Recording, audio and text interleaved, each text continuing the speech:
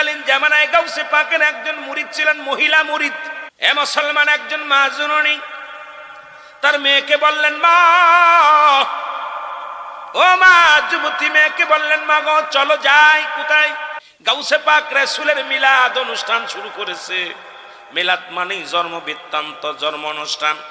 যারা আজকে ঈদে মিলাদুন নবী মানেন না, বাবা গাউসে পাক আব্দুল কাদের জিলানী আমার নবীজির ঈদে মিলাদুন নবীর জুলুস করেছে, পালন করেছে। কথাগুলো ভালো করে শুনে নেন, শুনলে কাজে লাগবে।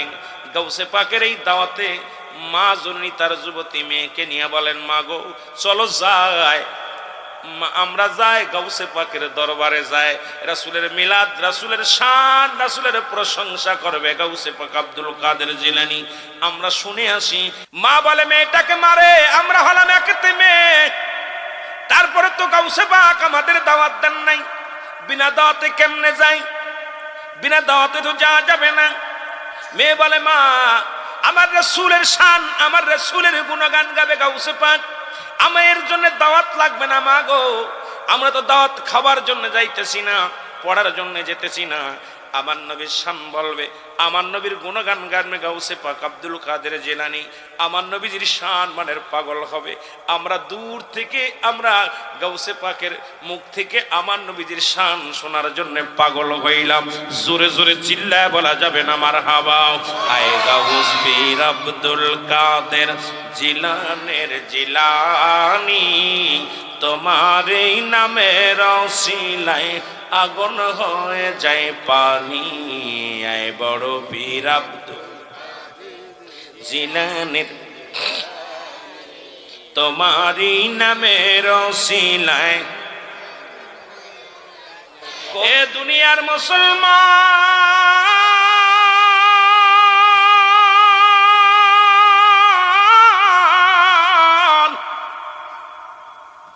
মা বলে, বাবারে বিনা দাওয়াতে কেন যাব? বলে, মা গো নবীজির শান বলবে, নবীজির গুণগান বলবে, নবীর প্রেমের আলোচনা হবে। ওই মায়ার নবীর আমি দেখি নাই, জীবনে কোনোদিন নবীর শান শুনেছি, কোনোদিন দেখি নাই। দয়াল নবীর প্রেমের মালা আমার গলায়, মা গো ও মা, আমি যাব গাউসে পাক আব্দুল কাদের জিলানীর দরবারে। মা, যে নবী আমার পারের কান্ডারি, যে নবী আমার বিপদের কান্ডারি, যে নবী আমার একমাত্র তরানওয়ালা, একমাত্র শাফায়াত করনেওয়ালা, মাগো এই নবীর শান আমি না শুনলে থাকতে পারবো না। এই নবীর গুণগান না শুনলে মাগো আমি সহ্য করতে পারি না। মাগো চলো যাই, চলো যাই। রহমতের নবীর আলোচনা হবে মাহফিলে, আর আলোচনা করবে কে? গাউসে পাক আব্দুল কাদের জিলানী।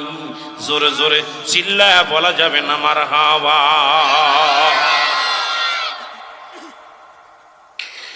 মা বলে, খুকি চাল,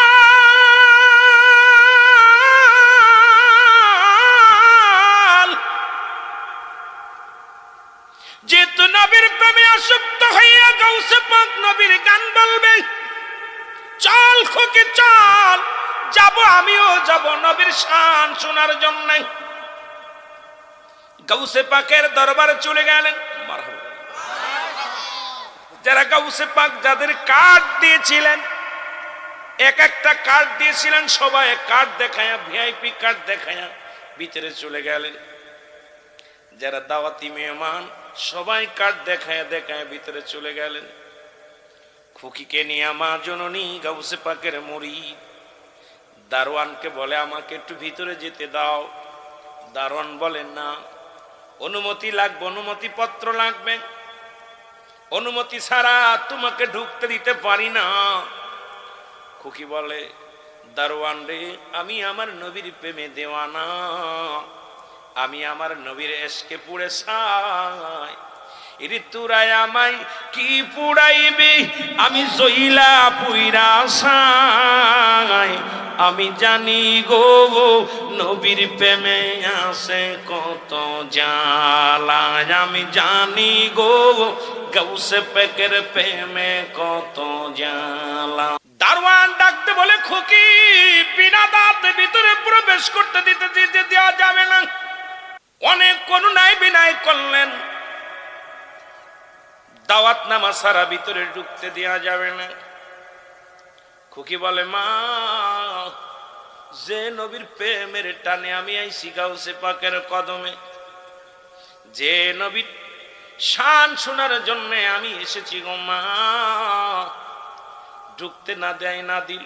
চলো যাই একটা রাস্তার কিনারে বইয়া বইয়া সেই নবীর মিলাদ পড়ব, সেই নবীর দুরূদ পড়ব। কারণ এই দিনে নবী দুনিয়ার মধ্যে আগমন করেছে। গাউসে পাকের কদমে লক্ষ লক্ষ জনতা যায়, হাজার হাজার জ্ঞানী গুণীরা যায়। যেহেতু যাওয়ার অনুমতি পাইলাম না, চলো যাই মা। আমরা একটা রাস্তার কিনারে বসি যাইয়া দুমাই পুতি বসলেন। মায়ে খুকি এক জায়গায় বসিয়া দুরূদ পড়তে লাগলেন, নবীর মিলাদ পড়তে লাগলেন। সুবহানাল্লাহ বলেন না? এ মুসলমান, আল্লাহ বলিয়া আইয়ুহাল্লাযীনা আমানু সাল্লু আলাইহি ওয়া সাল্লিমু তাসলিমা। ইমানদার যারা, ইমানদার যারা, ইয়া ইউহান্নাস বলেন নাই, ইমানদারদের ডাক দিছে আল্লাহ। ইমানদারেরা, বিশ্বাসীরা রে, তোমরা কি করো? দুরূদ ও সালাম পাঠ করো আমার নবীর উপরে। মারহাবা বলেন। কার উপরে? নবীর উপরে।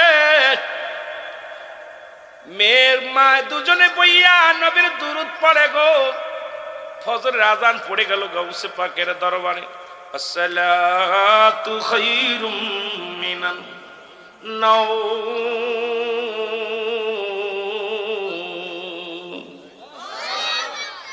আজান পড়ে গেছে।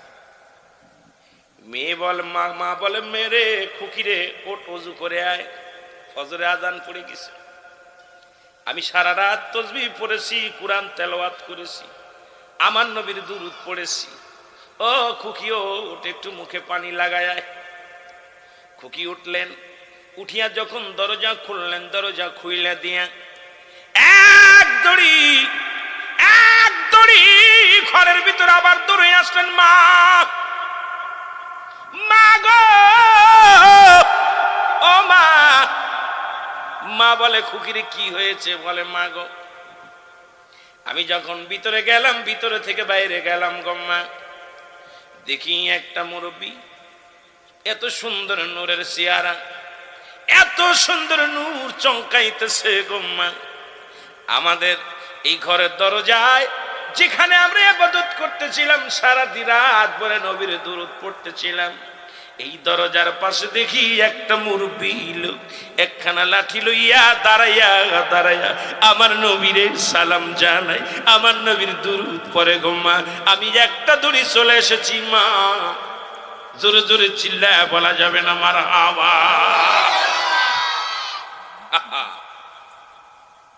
গাউসে পাক, মুসলমান শোনো। মা বলে, খুকি রে কোথায় দেখছিস? কয় মা গো দরজায়। দরজায় সালাম দা, আসসালামু আলাইকুম। কে গো আপনি? আমি বেগানা মহিলা, আপনার সামনে আসতে পারছি না। আপনি কে গো? দাঁড়ায় আছেন দরজায়। গাউসে পাক বলে, মা, ও মা শোনো, আমার দারোয়ান তোমার ঢুকতে দিই নাই। আমি বড় লজ্জিত, আমি বড় লাঞ্ছিত। তবে তুমি আমার নবীর এত ভালোবাসো, আমার নবীর প্রেমের মালা যখন গলায় পড়িয়া নবীর দুরূদ পড়ছো গো মা, আমার নবী এসে গাউসে পাক, আমি গাউসে পাকের কানে কানে বলছে, বাবা গাউসে পাক রে, যা যা যা, মা মেয়ে পাগল হয়ে গেছে আমার প্রেমে। এ গাউসে পাক একটু যা সান্ত্বনা দিয়ে, মা গো আমি গাউসে পাক আপনার দরজায়, আমি সারা রাত আপনি ভিতর থেকে নবীর দুরূদ পড়েছেন, ভিতরে থেকে আপনি নবীরে ভালোবেসেছেন। আমি গাউসে পাক সারা রাত এই ঠান্ডা রাত্রে দাঁড়াইয়া দাঁড়াইয়া আপনার দরজার পাশে দাঁড়াইয়া রহমতের নবীর দুরূদ পাঠ করেছি, মিলাদ পড়েছি, রহমতের নবীর কিয়াম করেছি। মা জোরে জোরে চিল্লা বলা যাবে না মারহাবা। এই নবীর উপরে একবার দুরূদ পড়লে 10টা নেকি গো, এই নবীর উপরে একবার দুরূদ পড়লে 10টা গুনাহ মাফ হয়ে যায়। এই নবীর উপরে একবার দুরূদ পড়লে 10টা গুনাহ মাফ হয়। 10টা পুরস্কার দিবে আমার আল্লাহ ইয়াউমাল কিয়ামতের ময়দানে। মারহাবা বলেন না? এর নবীর দুরূদ পড়লে পারে নবী যদি খুশি হয়ে যায়, তোমার মরণের আগে একবার হলো নবীর দিদার পায়া যাইবা। আর আশিকেরা শুনে নাও, আশিকেরা শুনে নাও, নবীর যদি দিদার কপালে হয়ে যায়, রহমতের নবীর যদি দিদার হয়ে যায় আপনার আমার নসিবে, ওই দেহটা কোনোদিন জাহান্নামে যাইতে পারে না। নবী তো সবার সঙ্গে দেখা দিব না। রহমতের নবী যার একবারে কপালে জুইটা গেছে আশেক ভাই, ওর ধন্য জীবনটা মরধন্য গো মুসলমান। শুনে নাও, শুনে নাও, ওই নবীর দুরূদ পড়লে খুশি হয়ে যায় আমার আল্লাহ, ওই নবীর দুরূদ পড়লে খুশি হয় আমার নবী, ওই নবীর দুরূদ পড়লে খুশি হয়ে যায় ফেরেশতারা। এই জন্য আজকে কবিরপুর নাহাটের গাউসিয়া কমিটির ভাইরা রে, বেশি বেশি করে নবীর প্রেমের দুরূদ পড়বা, নবীর প্রেমের আগুন জ্বালাইবা অন্তরে। নবী যদি একবার রাজি হইয়া যায়, তোমার নসিব বালা, তোমার কপাল বালা। কারণ নবী লাগবে কবরে, নবী লাগবে মিজানে, নবী লাগবে ফুলসিরাতে, নবী লাগবে ইয়াউমাল কিয়ামতের ময়দানে। নবী বিনে কোনো বান্ধব নাই। রে গাউসে পাক ডাকতে বলে মা গো মা, আমার নবীরে তুমি স্মরণ করেছো, আমার নবীজি তোমার ডাকে সাড়া দিছে গো মা। মা গো আমি গাউসে পাক তোমার বাড়ির পাশে সারা রাত ভরে দাঁড়ায় আছি। মা গো নবী যদি একবার তোমার উপরে এমন রাজি হইছে গো মা, তোমার কপাল খুলছে আজ থেকে আমি গাউসে পাকের দরবারে, তোমার জন্য দরজা খোলা গো মা। তুমি আমার নবীর এমন প্রেমিক গো মা, তোমার একমাত্র কন্যাও নবীজির পাগল গো মা। ও মা আজ থেকে আমি গাউসে পাকের দরজা খোলা, কারণ তোমার ওই দেহটা রঙে আমার নবীর রঙে রঙ্গিত হয়েছে গো মা, তোমার ওই কলিজাটা নবীর রঙে রঙ্গিত হয়েছে গো মা। আরে আমি কে গাউসে পাক কথা দিলাম মা গো, আর কোনোদিন অনুমতি লাগবে না, আমার দারওয়ান তোমার ঠেকাবে না মা গো। কারণ তোমার দেনের মধ্যে, তোমার ঘুমের মধ্যে, তোমার মনের মধ্যে, হৃদয়ের মধ্যে নবী নবী নবী মা গো, তোমার জীবন ধন্য মা। তুমি গাউসে পাকের দরবার তোমার জন্য উন্মুক্ত। জোরে জোরে চিল্লায় বলো মারহাবা, আর একটু জোরে জোরে চিল্লায় বলেন আল্লাহু আকবার। গাউসে পাক একবার দাওয়াত নিলেন। গাউসে পাকের 11 নাম, 11 নামে 11 কাম, ঠিক না? গাউসে পাকের 11টা নাম। গাউসুল আজম খাজা মাইনুদ্দিন চিশতি রাহমাতুল্লাহ আলাইহি, জোরে বলেন মারহাবা। খাজা গাউসে পাক আব্দুল কাদের জিলানী রাদিয়াল্লাহু তাআলা আনহু, জোরে বলেন আল্লাহু আকবার। আরো জোরে বলেন আল্লাহু আকবার। এই গাউসে পাক একবার দাওয়াত নিছেন, নিতে নিতে 1 2 3 4 5 করতে করতে 40 বাড়ি। কয় বাড়ি? 40 বাড়ি। কয় বাড়ি? 40 বাড়ি একই সময় গাউসে পাক খানা খেয়েছে। কয় সময়? গাউসে পাকের কমিটি ছেলেরা শোন, কয় সময়? এক সময় 40 বাড়ি দাওয়াত খাইছে। কয় বাড়ি? 40 বাড়ি। হুজুর নামাজে আসছে, এখন মুসল্লি কয় আজকে আমি ধন্য, আমার হুজুর আমার বাড়িতে গেছিল। ও কয় আমার জীবন ধন্য, হুজুর আমার বাড়িতে গেছে। হুজুর কানাকানি শুরু করছে। গাউসে পাক সালাম ফিরে, আসসালামু আলাইকুম রাহমাতুল্লাহ, আসসালামু আলাইকুম রাহমাতুল্লাহ। কয় হুজুর আমার বাড়ি গেছিলেন না? কয় হুজুর আমার বাড়ি গেছিলেন, হুজুর আমার বাড়ি গেছিলেন, হুজুর আমার বাড়ি গেছিলেন। 40 জন ঝগড়া। হুজুর দেখে ফেতনা শুরু হলো। গাউসে পাক চিন্তা করছে ফেতনা শুরু হলো। কয় বাবা তোমরা দাঁড়াও, তোমাদের ফয়সালা আমি এভাবে দিতে পারবো না, তোমার নামাজ শেষ করছি, দোয়া করি, দোয়া করে চলো। গৌসে পাক রওনা দিলেন, পিছে পিছে মুসল্লিরা গেলেন। যাইতে যাইতে বিশাল একটা বট গাছ, এই যে একটা গাছ দেখে আসলাম না, কি গাছ এটা? আহা, ভালোই তো পড়ছে। গৌসে পাকের কমিটির কাছে একটা গাছ আছে। গৌসে পাক ওই বটতলা যাইয়া সবাইরে বলছে 2 রাকাত নামাজ পড়ো। সবাই 2 রাকাত নামাজ পড়ছে। 2 রাকাত নামাজ পড়ে সিজদা দিয়া নামাজ পড়ে দোয়া করে বলতে, আপনারা সবাই গাছের উপরের দিকে তাকান। গাছের পাতায় লক্ষ লক্ষ পাতা। কতগুলো? বিশাল বট গাছ। এই বট গাছের পাতা লক্ষ লক্ষ পাতা।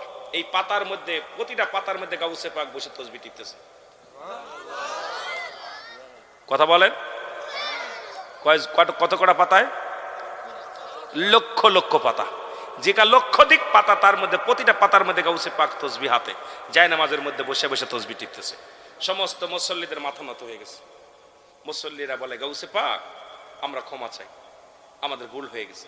বলছে, বাবা তোমরা 40 জনের বাড়ি আমি গিয়েছিলাম একই টাইমে, তোমরা সবাই চিন্তা করছো আমি কেমনে গেলাম।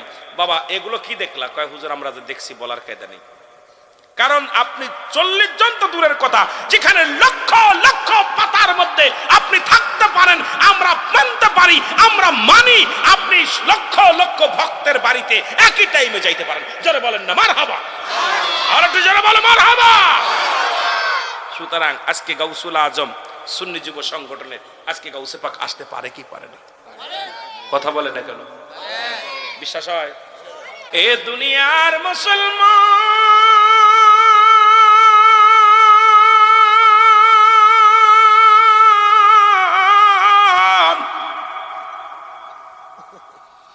দিলের কান্ডা লাগা শোনা গো,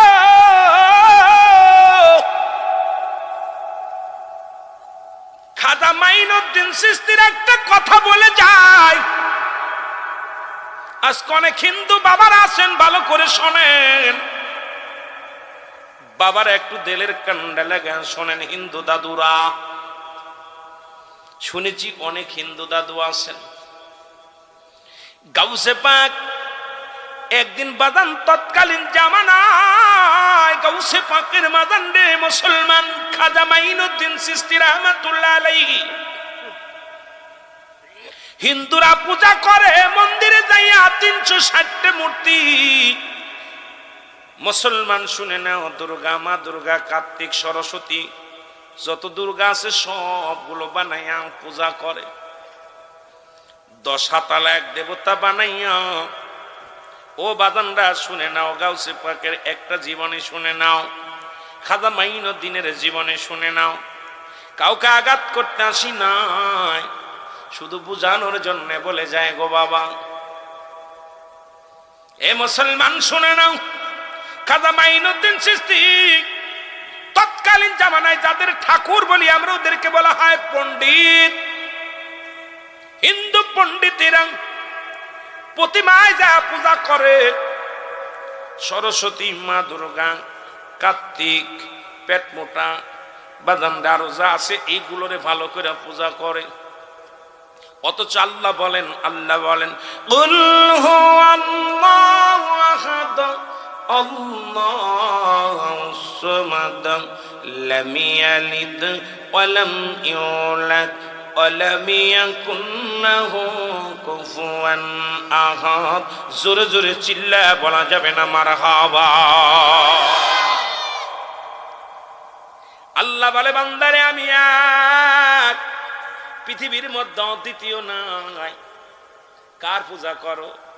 সরস্বতীর পূজা করো, কার্তিকের পূজা করো, মা দুর্গার পূজা করো, গণেশের পূজা করো, জিরারে করো, ভালো করে শোনো। পৃথিবীর মধ্যে একমাত্র পূজা পাবে আমার আল্লাহ। আল্লাহ কয় আমি আল্লাহ এক, আমার কোনো দ্বিতীয় নাই। আমি আল্লাহ কারো জন্ম দিই নাই, কারো থেকে জন্ম নিই নাই। সুতরাং আল্লাহ যদি ছেলে মেয়ে থাকতো তারে নাই অনুসরণ করতাম, আল্লাহ যদি বংশ থাকতো তারে অনুসরণ করতাম। যেহেতু আল্লাহর কোনো শরীক নাই, ছেলে নাই, মেয়ে নাই, কেউ নেই। আল্লাহ কয় আমি আল্লাহ এক। এ দুনিয়ার মুসলমান শুনে নাও, আমি কাউরে জন্ম দিই নাই, কারো থেকে জন্ম নিই নাই। আসমান জমিনের মধ্যে আমি আল্লাহ আমি আল্লাহ একমাত্র দ্বিতীয়, আমার আর কেউ নাই, আমার সমতুল্য পৃথিবীর মধ্যে আসমান জমিনের মধ্যে কেউ নাই। কার পূজা করব? إياك نعبد وإياك نستعين اهدنا الصراط المستقيم صراط الذين أنعمت عليهم غير المغضوب عليهم ولا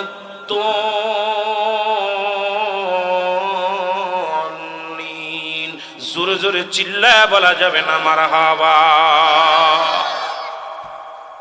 সিরাতাল মুস্তাকিম। ও মুসলমান শুনে নাও, মুত্তাকিনের পরে সিরাতের পথে, সরল সঠিক পথে চলতে হবে রে মুসলমান। সেই পথটা কি পথ আমি আস্তে আস্তে আলোচনায় যাব, ধীরে ধীরে যাব রে মুসলমান। এ দুনিয়ার মুসলমান,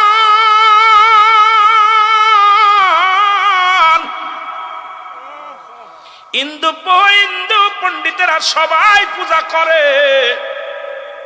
বড় পণ্ডিতের মেয়ে বলে, বাবা গো, ও আমার আব্বা জান বলে কি, প্রতিদিন আপনি মন্দিরে যান, দেবতারে ভক্তি দেন, শ্রদ্ধা দেন, ফুল খাওয়ান, মধু খাওয়ান, মিষ্টি খাওয়ান, কত কি করেন। বাবা কয়, মারে কিচ্ছু খায় না, ওটা মানুষ নয়, ওগুলো আমরা এনে খায়, পায়ের গোলে রেখে আসি, ভক্তবিন্দু যা দেয় এটা আমরা একদম আত্মসার করি, এগুলোরে ভোগ করি আমরা। মেয়ে কয়, বাবা কেমন প্রতিমার পূজা করো গো বাবা, কেমন দেবতার পূজা করো, যে দেবতা খাইতে পারে না, কথা বলতে পারে না, সেই দেবতার পূজা করে কি হবে গো বাবা। বাবা গো, আজকে আমি যাব পূজা করতে, বাবা গো আজকে তোমার আর যাওয়া লাগবে না, দেখবা ঠিকই আমি তোমাদের বড় প্রতিমারে আমি দুধ পান করায় আসবো, যতগুলো প্রতিমা আছে সবাইরে আমি দুধ পান করাবো। আমি পণ্ডিতের মেয়ে, আমার কথা রাখবে দেবতারা। বাবা কয়, মারে পাগলামি করিস না, মাটির পুতুলে কোনোদিন কিচ্ছু খাইতে পারে না। এ মুসলমান শুনে না, এটা সম্ভব নয়। মুসলমান গভীর মনোযোগ। মেয়ে কয়, বাবা তুমি আমার কাছে দাও। এরা দুধের পাতিল নিয়ে মেয়ে চলে গেলেন মন্দিরে। মন্দিরে যায় ছোট দেবতারে কয়, দেবতা দুধ খা, কথা বলে। মেজে দেবতারে কয় দুধ খা, কয় কথা বলেন না। সেজে দেবতারে কয় দুধ খা, দুধ খায় না। বড় দেবতারে কয় দুধ খা, দুধ খায় না। মেজে দেবতা খায় না।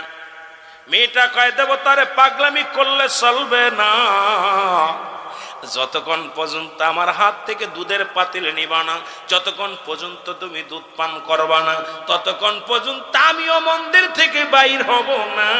মাথা ঠুকায় ঠুকায় মরে যাব। তোমার দুধ খাইতে হবে, আমাকে পুণ্য করতে হবে। যেহেতু আমি পুণ্যের জন্য এসেছি তোমার দরবারে, তোমার পায়ে লুটায় পড়ব, আমাকে তুমি পুণ্য করো, আমাকে তুমি আশীর্বাদ করো। দেবতার পায়ে লুটায় কাঁদতে লাগলেন। এইরকম কন্যা কান্দে, কিন্তু কোন দেবতার দিলে মায়া হয় না। জোরে বল আল্লাহু আকবার। একটা দেবতাও কথাও কয় না, মাথাও নাড়ে না, দুধও খায় না। রাগে ছোটে মেয়েটা খাবি না, কথা কয় না। জোরে জোরে মাথা ঠুকায়া ঠুকায় বড় মন্দিরে যাইয়া রক্ত ছুটে পায়ের গড়তে পুরো মন্দিরে সব দেবতার গায়ে রক্ত মাখায় গেছে। ওই পদ্মে যাইতেছিল খাজা মাইনুদ্দিন চিশতি রহমাতুল্লাহ আলাইহি। জোরে বলেন না মারহাবা। বাস্তব ওয়াজ শোনেন, কিছু কয়া যায়, কথা বোঝেননি? কষ্ট হচ্ছে আপনাদের? রাগ করেন? আমি কাউকে আঘাত করতে আসিনি, আমি বলার জন্য, বোঝানোর জন্য। হেদায়েতের মালিক আল্লাহ, হেদায়েতের মালিক আমিরুল আমিন সিদ্দিকী না, ঠিক কি না? হেদায়েতের মালিক কে? আল্লাহ। মেয়েটা রক্তাক্ত হইয়া পড়ে আছে ভিতরে। গোবিন্দে যাইতেছিল খাজা মাইনুদ্দিন চিশতি, দেখে একটা মেয়ে ভিতরে কান্নার আওয়াজ শুনতে পেরে, একটু পরে কান্নার আওয়াজ বন্ধ। উকি মেরে দেখে দেবতার পায়ের গোড়ে রক্ত তীরের মতো ছুটতেছে। মাথা ফাটিয়ে ফেলেছে, ঠুকাইতে ঠুকাইতে মাথা ফেটে গেছে, রক্ত পড়তেছে জমিনের মধ্যে।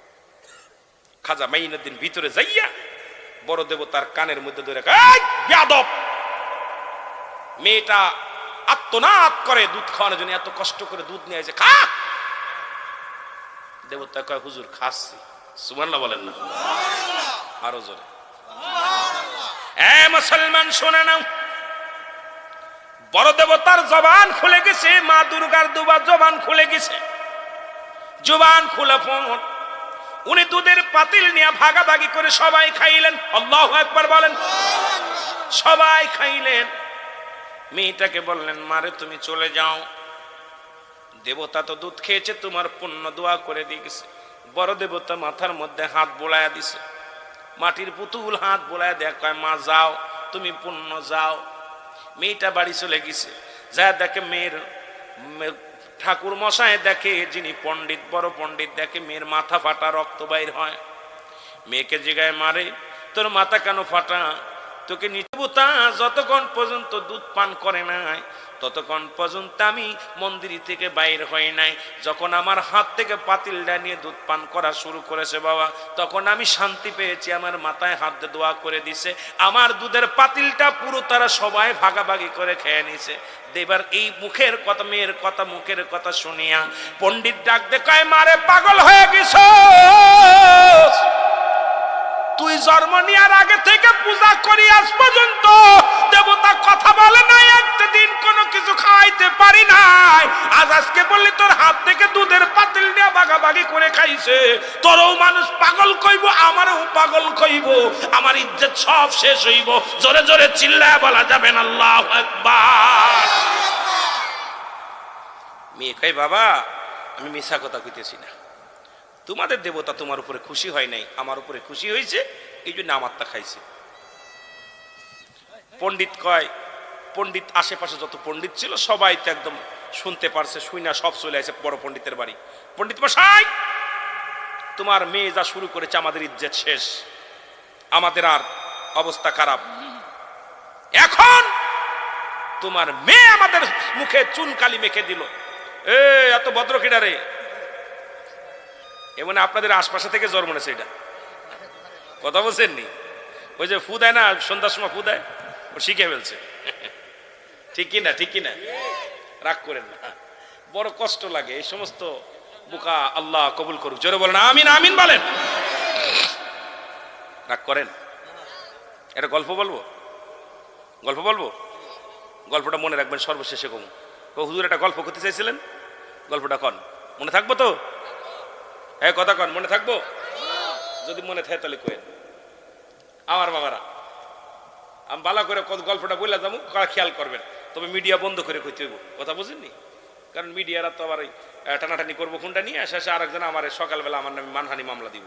বিপদ, কি একটা বিপদে যা আসি, কথা বললেও দোষ, না কইলেও দোষ, সত্য কথা বললেও দোষ। কোন জগতে আসি আল্লাহ বালা জানে, জোরে কন ঠিক কিনা?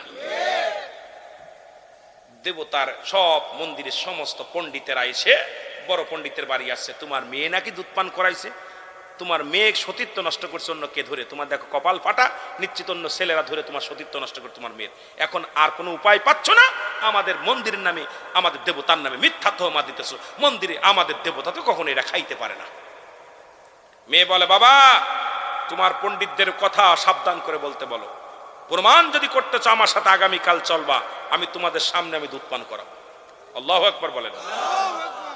মেয়ের কথা শুই না পণ্ডিতের হাত তালি, চলো, যদি তোমার হাতের দুধ পান করে তাহলে আমরা সবাই মেনে নিব, মেনে নিব, যাও চলো।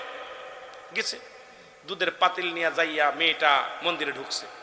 ঢুকা বলতেছে, দেবতা খা। দেবতা কথা কয় না, এই খা। সব দিকে সামনে দেয়, কেউ কথাও বলে না, মাথাও নাড়ে না, খায়ও না। পণ্ডিতরা সবাই বলে, তোমার মেয়ে একটা ভণ্ড, প্রতারক, লুচ্ছা, কারণ তোমার মেয়ে অপহরণ করছে, নষ্ট হয়ে গেছে, এই মেয়ের কথা রাখা যাবে না, মানা যাবে না। বড় পণ্ডিতকে আমার ইজ্জত গেছে, সব পণ্ডিতরাকে তোমাকে ছেড়েচ্ছেদ করা হবে, তোমার মেয়ে আমাদের কলঙ্ক লুটছে আমাদের ধর্মের উপরে। মেয়েটা বড় মন্দিরে যা বলতেছে, এ দেবতা খা। দেবতা কথা বলে। নিরুপায় হয়ে সবাই যখন মেয়েটাকে মারার জন্য রওনা হয়ে গেছে, মেয়েটা বলতেছে, দেবতা গতকালকে যিনি তোর কান ধরেছিল তাকে কি ডাক দিব? সুবহানাল্লাহ বলেন, তাকে কি ডাক দিব? বড় দেবতার জবান খুলে গেছে, না মা ডাক দিস না, খাইতেছি। জোরে বলেন না সুবহানাল্লাহ, আর একটু জোরে। বড় দেবতার জবান খুলে বলে, মা গতকালকে যিনি আমার কানের মধ্যে ধরে মোচড় দিয়েছিল তাকে ডাকা লাগবে না, আমরা খাইতেছি। সবাই দুধ পান করলেন। দেবতার দুধ পান করা দেখে পণ্ডিতেরা সবাই অবাক হয়ে গেলেন, আশ্চর্য হয়ে গেলেন। কার ভয়ে মাটির প্রতিমা, কার ভয়ে মাটির পুতুল কথা বলল? সে কোন লোক গো? সে এমন কি লোক যার ভয়ে দেবতা থরথর করে কাঁপে? মেয়েটাকে বললেন, মা গো, কার ভয় দেখালে আর দেবতা তোমার হাত থেকে মা তোমার এই দুধের পাতিল নিল? মা গো, তুমি নামটা বলো কার?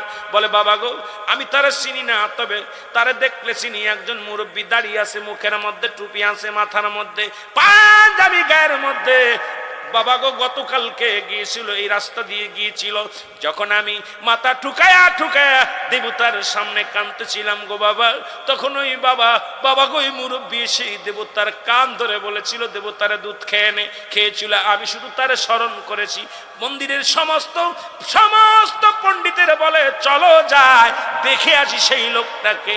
হাঁটতে হাঁটতে যা দেখে খাজা মাইনুদ্দিন চিশতি দরজ বাজান একটা জায়নামাজ বিছাইয়া রাস্তার কোলে এক জঙ্গলের মধ্যে বইয়া বইয়া আমার মৌলার জিকিরি করে। জোরে জোরে চিল্লায় বলো মারহাবা।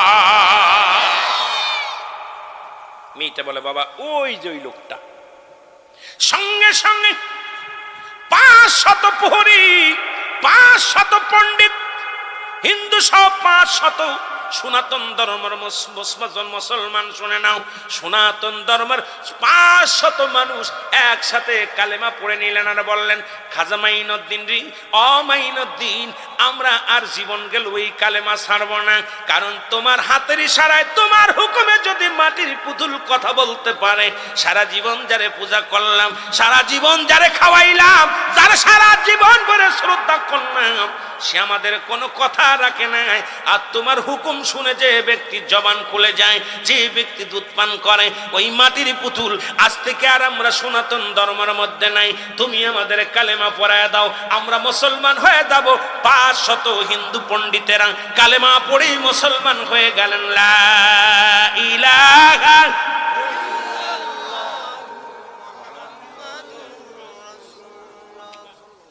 সাল্লাল্লাহু কয়শো?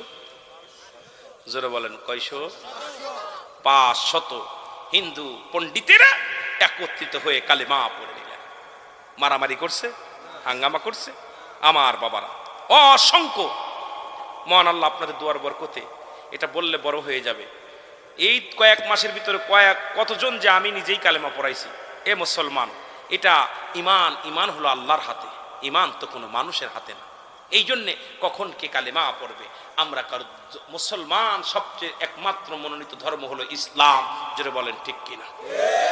ধর্ম যারা বুঝতে পারে তারা আর পৃথিবীর মধ্যে, আমার বাবারা, শুধু এটা না, আর একটা কথা বলি, আপনাদের দিকে আছে আপনার জনপুরি কেরামাতুল্লাহ শাহ রহমাতুল্লাহ আলাইহি, আল্লাহু আকবার বলেন না? কথা একটু শোনেন, কব জনপুরি কেরামাতুল্লাহ শাহ এনায়েতুল্লাহ আব্বাসীর কাছে ওয়াজটা শুনবেন। ওনার বংশধর ভারতের যিনি জনপুরি, এই জনপুরি কেরামাতুল্লাহ শাহ, উনি একবার বললেন তার ভক্তদেরকে যে আমি কিছু মানুষদেরকে মেহমানদারি করাবো, খাওয়াইবো। সুবহানাল্লাহ বলেন না? কি করব? খাওয়াইবো, খাওয়াবে। এখন রান্না টান্না হয়েছে, প্লেট নাই, কোনো পাতা নাই। উনি বললেন একটা কথা ভালো করে খেয়াল করবেন। উনি বললেন, এখন আমার ভক্তবিন্দু, তোমাদের তো খাওয়াইবো, পাতা কই পাবো? তোমরা কলার পাতা সংগ্রহ করো। কলার পাতা সংগ্রহ। ওই রাত্রে বিশাল প্রচন্ড ঝড় হলো, বিশাল ঘূর্ণিঝড়, ঝড় আর শিলা বৃষ্টি। এলাকায় যত পাতা ছিল সব ফেটে নষ্ট হয়ে গেল, ভেঙ্গে চুরে কলার পাতা নষ্ট হয়ে গেছে। এক মুরিদ খুঁজতে খুঁজতে খুঁজতে খুঁজতে চলে গেলেন আপনাদের নবীগঞ্জ তো এরকম কইতে কইতে সিলেট চলে গেছে। তবু পাতা খুঁজতেছে মুরিদ, যায় দেখে এক কালী মন্দিরের মাথার উপরে, কালীর মাথার উপরে কয়েকখান কলার পাতা আছে। যা বলতেছে, কালী, ও কালী, কালীর ডাকতে বলতেছে, ভক্ত কালী, তাজা একটা প্রমাণ নিয়ে যান, ওয়াজ শোনেন, সারা জীবন ওয়াজ শুনছেন, আমি কিছু বাস্তব কথা বলে যাই। ও কালী! কালী বলে, জি। বলে, কালী রে, আমার পীর সাহেব কেবলা জনপুরি কেরামাতুল্লাহ শাহ, উনি তো পাতা কাটতে বলেছে। এখন পাতা কাটতে যদি যায়, তোর গায়ে যদি কোন রকম পা লাগে, বেয়াদবি মনে করবি না, আমাদেরকে ক্ষমা করে দিবি। পাতা কাটতে গেছে, সোয়া পাইনে দিছে উরতের মধ্যে পড়া, সোয়া পাইনে দিছে পেটের মধ্যে পড়া, সোয়া পাইনে দিছে গাড়ের মধ্যে পড়া, সোয়া পাইনে দিছে মাথার মধ্যে পড়া। আল্লাহু আকবার বলেন। পাড়া দিয়ে যখন পাতা কাটতে গেছে, আমার বাবারা, পাতা কেটে যখন নামছে হিন্দুরা দেখে কালির গায়ে লাথি মারছে। হিন্দুরা আইয়া উত্তম মাধ্যম মাস শুরু করছে জনপুরি কেরামাতুল্লাহ সাহেবের মুরিদের। এমন পিটান পিটি নাক মুখ ফাটায় ফেলাইছে, রক্ত পড়তে ঝুলিয়ে। এখন বলছে ভাই আমারে মারেন না, আমি তো হুকুমের আসামি, আমি হুকুম পেয়েছি, আপনি দয়া করে আমাকে আপনারা মারবেন না। কেন? কয় আমাকে যিনি হুকুম দিছে দোষ করলে তো সে করেছে। কে করছে? কয় আমাকে হুকুম দিছে আমার পীর কেবলা জনপুরি কেরামাতুল্লাহ শাহ আমাকে বলছে পাতা কাটতে। আমি পাতা কাটতে এসে কোথাও দেখি পাতা নাই, কোথাও কোনো পাতা পাই নাই। এসে দেখি আপনাদের কালীর মন্দিরের মাথার উপরে পাতা। এটা কাটতে যে আপনাদের পায়ের পাড়ে গায়ে লাথি লাগছে, বেয়াদবি হয়েছে। সবাই কয় চলো যাই, হিন্দু বদ্ধ লোকরে নিয়ে, ওনাকে নিয়ে জনপুরি কেরামাতুল্লাহ সাহেবের মুরিদকে নিয়ে 5 থেকে 1000 হিন্দুর এক ঐক্যবদ্ধ হয়ে স্লোগান দিতে দিতে চলে আসলেন জনপুরি কেরামাতুল্লাহ সাহেবের বাড়িতে। ওয়াজ শুনেন, বাস্তব ওয়াজ শুনেন, সত্য ঘটনা শুনেন। জনপুরি কেরামাতুল্লাহ সাহেবের কাছে চলে আসলেন। আসার পর কি করলেন দেখেন। আসার পর জনপুরি কেরামাতুল্লাহ সাহেবকে বলতে, হুজুর, খুব ধমকের জ্বালায়, হুজুর। বলে কি? বলে হুজুর আপনার ভক্ত আমাদের কালির গায়ে লাথি মারছে, বিচার চাই। কি চাই? বিচার চাই। হুজুর বলেন এটা তো বেয়াদবি হয়েছে, একজনের ধর্মের উপর একজন আঘাত করেছো, এটা বিশাল অপরাধ করেছো, বিশাল অপরাধ করেছো। মুরিদকে ডাকতে বলে, মুরিদ। বলে জি হুজুর। তুমি কি সত্যি ওদের কালির গায়ে লাথি মারছো? কয় হুজুর আল্লাহর কসম আমি লাথি মারি নাই। সুবহানাল্লাহ বলেন না। হিন্দুরা বলে লাথি মারছে, মুরিদ বলে লাথি মারি নাই। হিন্দুরা বলতেছে হুজুর আমাদের কালির গায়ে লাথি মারছে, আর হুজুর বলে আমি লাথি মারি না। কি হয়েছে হুজুর? হুজুর আমি যখন পাতা কাটতে গেলাম সোয়া পাই নাই, দেখি পুরোতের মধ্যে পাড়া, এরপরে পাই নাই পেটের মধ্যে পাড়া, তারপরে ঘাড়ের মধ্যে পাড়া, তারপরে মাথার মধ্যে পাড়া। হিন্দুরা বলে হুজুর শুনছেননি, আমরা বলছি লাথি মারছে, উনি পেটের মধ্যে পাড়া মারছে, মাথায় পাড়া মারছে, ঘাড়ে পাড়া মারছে। আল্লাহু আকবার বলেন না। জনপুরি কেরামাতুল্লাহ সাহেব বলেন বাবা আপনারা উত্তেজিত হয়েন না, দুজনের কথা দুদিকে চলে আসছেন। আপনি বললেন আপনারা বলতেছেন আপনাদের কালির গায়ে লাথি মারছে, আর আমার মুরিদ বলে পাড়া মারছে। পাড়া মারছে আর লাথি মারছে, দুইটা কথা হয়ে গেছে না? বাবা এসব বাদ দেন, আমি যেটা বলি চলেন আমরা যাই কালী কি বলে। সুবহানাল্লাহ বলেন না। চলেন আমরা যাই কালী কি বলে। জনপুরি কেরামাতুল্লাহ সাহেব মুরিদদেরকে নিয়ে চলে গেলেন হিন্দু বদুল্লাহ 1 থেকে 1000 উপরে সব ভক্তদেরকে নিয়ে। হিন্দুরা চলে আসছে যে আল্লাহর ওলি কি বিচার করে, উনি একজন কামেল মানুষ, উনার বিচার দেখবো আজকে। উনি যায় কালী মন্দিরে যায়, বলে হুজুর আমরা কালী কি বলবে, কালী তো কথা বলতে পারে না, কি বিচার করেন বাবা, কালীর কাছে চলেন না, জায়গায় যায়। যেহেতু আপনারা বলছেন লাথি মারছে, মুরিদ বলছে পাড়া মারছে, বেজাল তো 2 জায়গা হয়ে গেছে, এখন চলেন যাই দেখে আসি কি বলে। আল্লাহু আকবার বলেন না। আল্লাহর ওলি চলে গেলেন। আমার বাবারা খেয়াল করেন, কথা বলবেন না, মুখস্থ করেন, কাজে লাগবে, কাজে লাগবে, মুখস্থ করেন আব্বা, লাগবে কাজে। আইয়ে জনপুরি কেরামাতুল্লাহ সাহেবের ঘটনা, এই যে কিছুদিন আগের ঘটনা, কাহিনী শোনে। এবার জনপুরি কেরামাতুল্লাহ সাহেব যায় বলতে, কালী যাহা বলিবা সত্য বলিবা, মিথ্যা বলিবা না। কালী বলে হুজুর আমি যাহা বলিব সত্য বলিব, মিথ্যা বলিব না।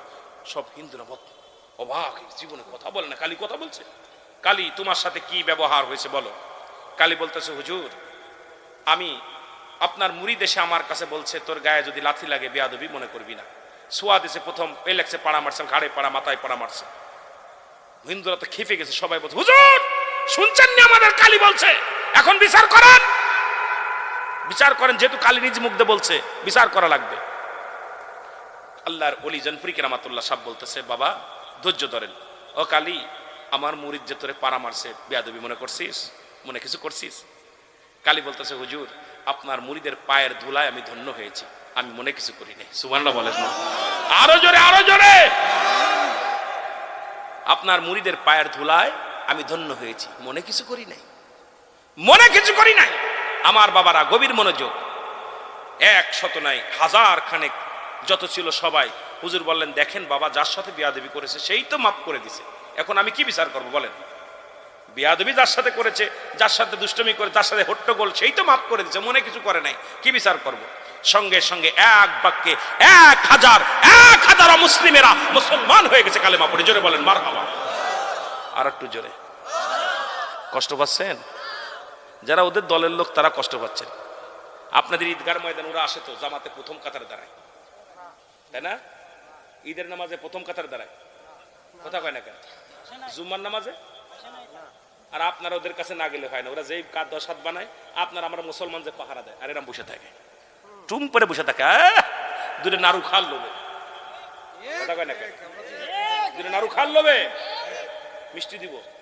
আহারে কেমন মুসলমান, কত বড় নিকৃষ্ট জাতি, লজ্জা লাগে, বড় লজ্জা লাগে মুসলমান জাতি।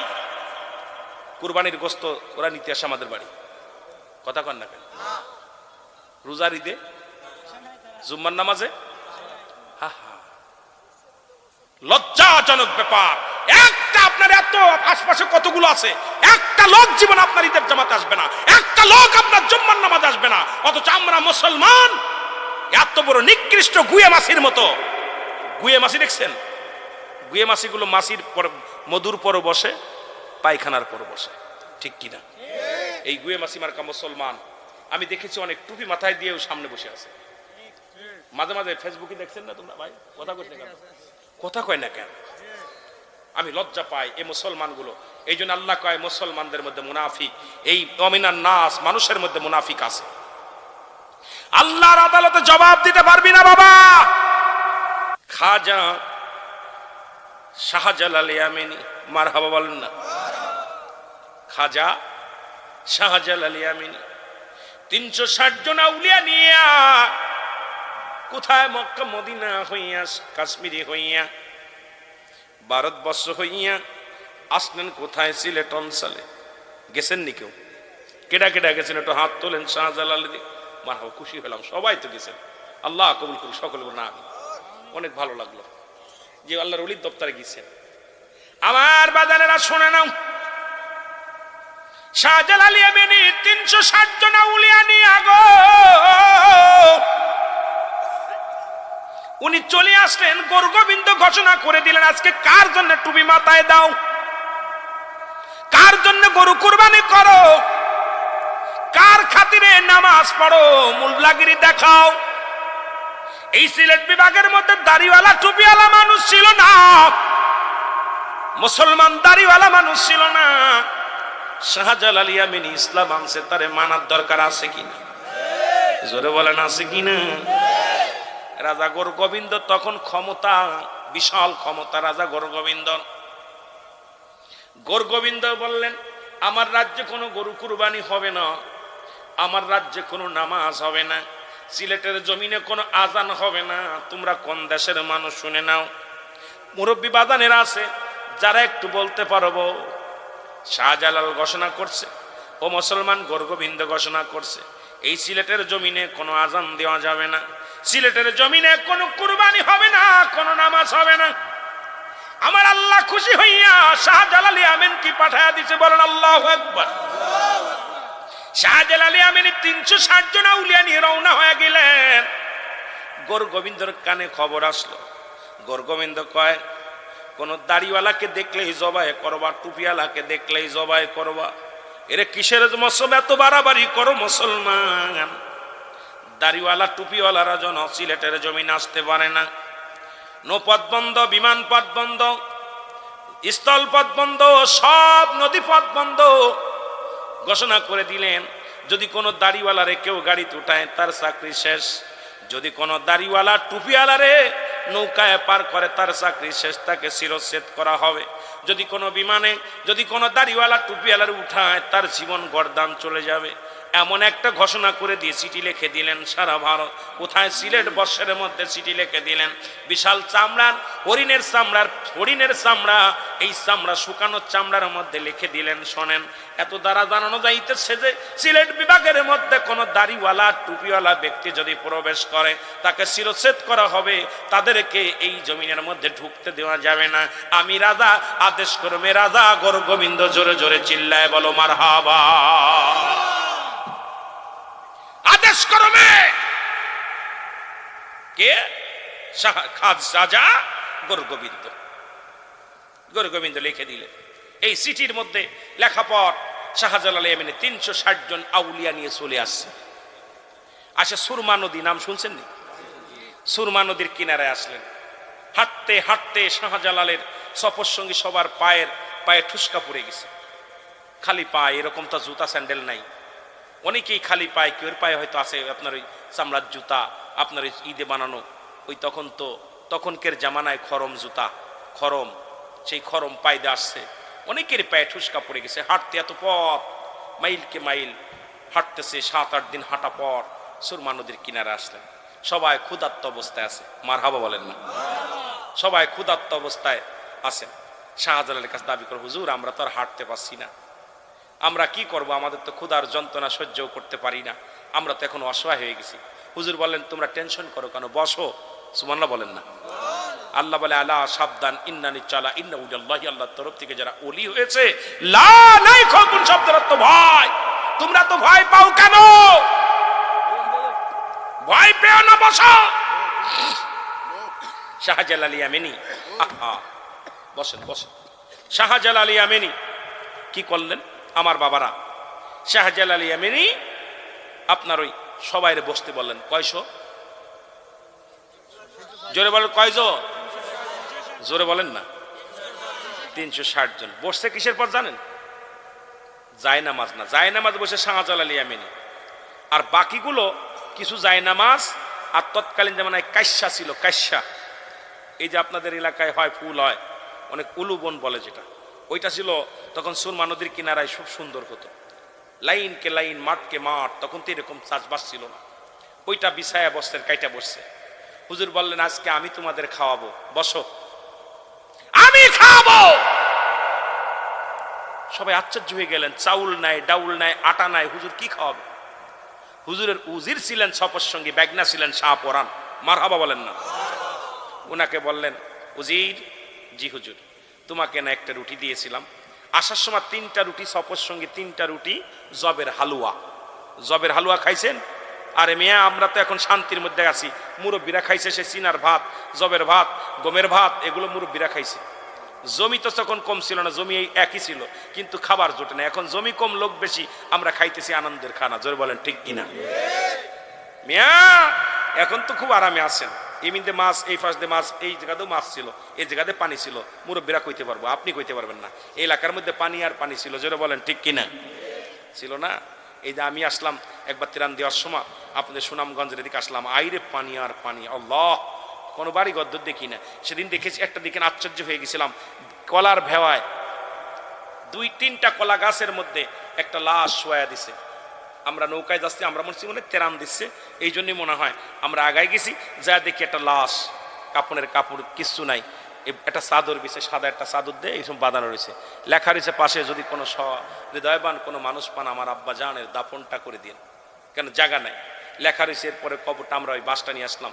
আমার বাবারা, আমি আশ্চর্য হয়ে গেছি ওই দিন, যায় রে মানুষ, তার জমি জমার অভাব নাই, কিন্তু লাশটা দাফন করবে সেই জায়গাটা নাই। এই পানিতে পানিতে ভরপুর ছিল।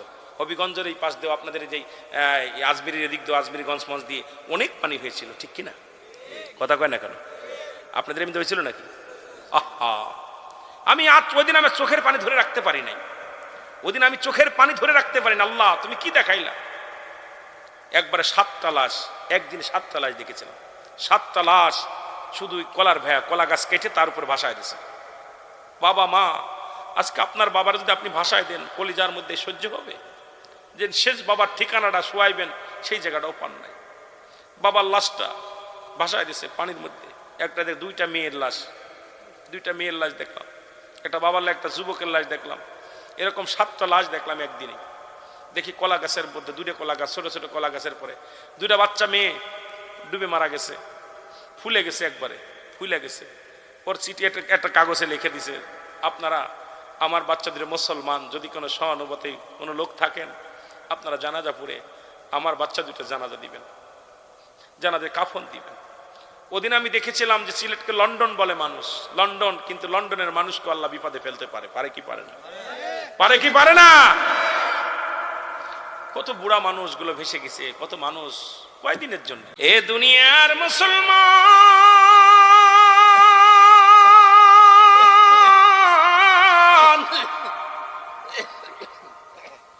রিয়াজুল জান্নাহ বেহেশতের বাগানে আল্লাহ তাআলা আপনাকে আমাকে আসার মতো, বসার মতো সুযোগ দান করলো। এ সময় কত মানুষ হাসপাতালে, কত মানুষ জেলখানায় কত মানুষ মৃত্যু শয্যায় সজ্জিত। আমার আল্লাহ দয়া করে মায়া করে রিয়াজুল জান্নাহ বেহেশতের বাগানে আসার মতো বসার মতো সুযোগ দান করল। উচ্চ কণ্ঠে আওয়াজ দিয়ে চিল্লায় বলেন মারহাবা। এর গাউসে পাক একবার আলোচনা গাউসে পাকের দিকে যাব। আল্লাহ বলেন আলা সাবধান, ইন্না নিশ্চয়, আলা ইন্না উনিয়াল্লাহি, আল্লাহর তরফ থেকে যেন ওলি হয়, লা নাই খাউফুন শব্দের অর্থ ভয়, ওয়ালা যদি অবস্থান করে মোদের উপরে হাজালুন, তাদের কোনো চিন্তা নাই ভাবনা নাই। তাদের মধ্যে গাউসে পাক একজন আল্লাহর ওলি, যার কোনো টেনশন নাই, প্রেসার নাই, প্রেশানিত নাই। তিনি আর কেউ নয়, যাকে আমরা চিনি গাউসে পাক আব্দুল কাদের জিলানী। জোরে বলেন মারহাবা। আয় বড় পীর আব্দুল কাদের জিলানীর জিলানী, তোমারই নামের ওসিলায় আগুন হয়ে যায় পানি। বলো তোমারই নাম। এ মুসলমান, গত রাত্রি গেল 31st ডে, ফার্স্ট নাইট, সপ্তাহের নগণ্যতম একটা রাত। বাংলার জমিনে হাজার হাজার মেয়ে ধর্ষিত হয়েছে, রাস্তাঘাটে, হোস্টেলে, পথে ঘাটে, পার্কায়, কারখানায়। অসংখ্য 31st নাইট যারা পালন করে শরীয়তের বিধান অনুযায়ী হারাম হারাম হারাম, আর ওদের কাছে এটা খুব আরাম, ঠিক কিনা? মুসলমানদের কাছে হারাম, আর দাউস ওই বেঈমান মুনাফিকদের কাছে আরাম। জোরে কোন ঠিক কিনা? গাউসে পাক একবার ডাক দিলেন রাসূলের মিলাদ শরীফে, রাসূলের মিল্লাতে নবীর দুরুদে পৃথিবীর বড় বড় উলামায়ে কেরামদেরকে ডাক দিলেন গাউসে পাক।